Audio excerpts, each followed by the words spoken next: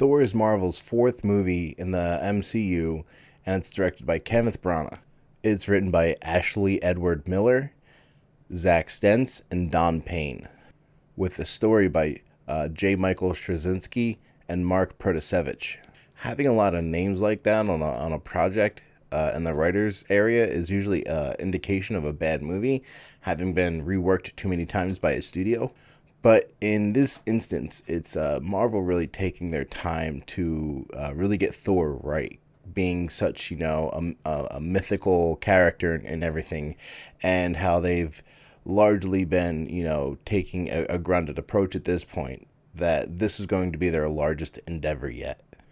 Maybe not largest, but it's certainly the riskiest at this point.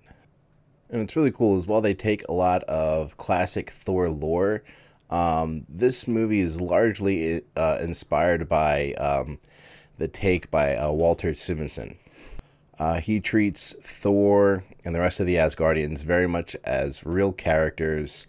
There is no dual personality with Donald Blake. There is a nice nod to that, though. And Marvel does a really great job of introducing us to magic in their world with this movie by trying to make us see it as the same as a science that we just can't understand yet. I really like this approach because it removes our ability to try and apply our logic to it, because they're saying that there's simply logic that we just haven't even comprehended yet to be able to understand what's going on with what they call science that we presume to be magic. And the coolest thing that I really think about this simple line that they give us is that this doesn't also eliminate magic from being magic either. And while this movie has done a lot of things right, it isn't without flaws. The worst thing about this, though, really, is the aged CG in the whole movie. Even when the movie came out, it had this really clean sheen look to it all that no one really took to. We're supposed to believe that the Asgardians are a warrior race, but everything looks too, clean to be look like it's owned by warriors. And it's also just painfully apparent when you're staring at CG, just painful.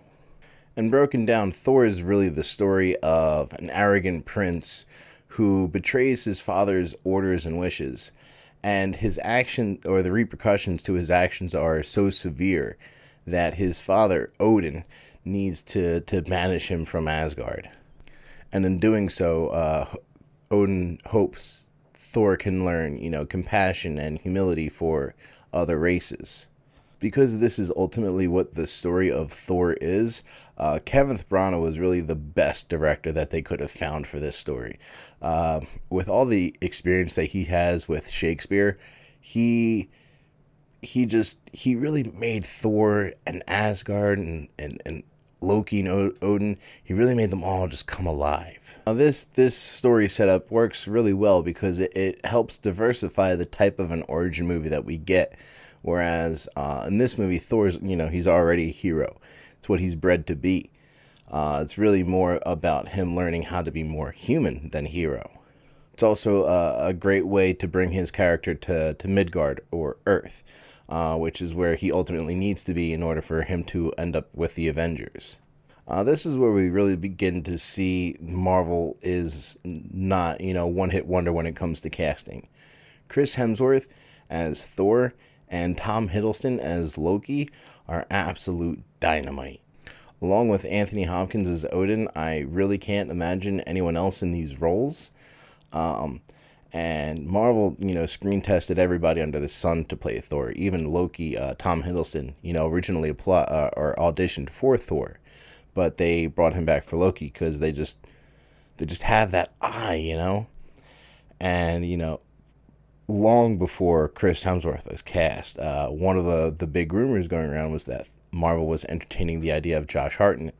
Thank God they decided otherwise. Natalie Portman's Jane Foster is absolutely great in this movie. She's given a lot more to do than just, be a love interest or a damsel in the distress in this movie. She is an astrophysicist that we meet on Earth long before Thor arrives. Not long before, but she's an astrophysicist on Earth that we meet, and she is, we realize that she's very smart for what she's doing because of how she's working with such experimental tech and theories, and she's actually in the process of studying astral events that she is giving it one name, and then we find out it's just the effect of the Bifrost Bridge going through space, which is a teleportation device that the Asgardians have, or light speed travel, we could call it.